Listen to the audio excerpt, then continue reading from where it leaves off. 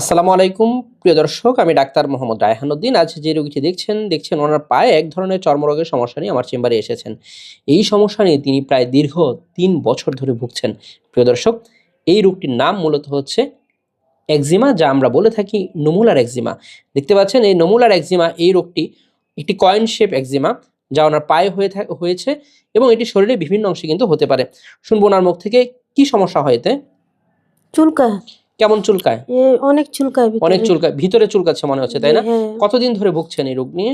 3 বছর ধরে। 3 বছর ধরে ভুগছেন এবং প্রিয় দর্শক দেখতে পাচ্ছেন যে একেবারেই কয়েন শেপ একটি একজিমা, যা ওনার পায়ে হয়েছে, যা শরীরের বিভিন্ন অংশে কিন্তু হতে পারে। চর্মরোগের সমস্যার ক্ষেত্রে অবশ্যই সঠিক চিকিৎসার মাধ্যমে ভালো ফলাফল পাওয়া সম্ভব।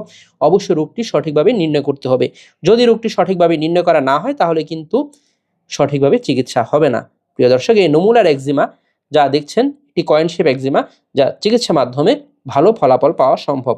সকলকে ধন্যবাদ জানিয়ে শেষ করছি। আসসালামু আলাইকুম।